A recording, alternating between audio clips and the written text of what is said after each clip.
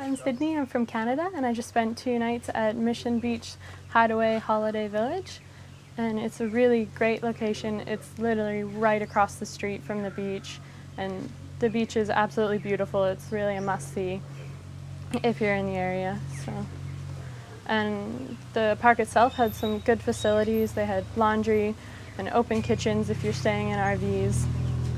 And they also had like fun facilities, so they had a pool and a spa and a playground for the kids, also ping pong and a pool table, which was good. You can either stay in cabins, or there's also space for RVs and campers. The cabins also have a range of sizes depending on how big your group is or family.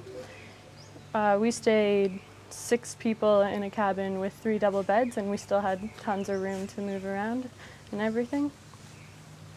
And the cabins themselves are well equipped. The kitchen is very well equipped, and it has a nice deck in the front where you can sit outside and eat, and it's a large area actually, so it's really good to just chill out. And the whole atmosphere of the park is very, very relaxed, and I had an overall a really great stay.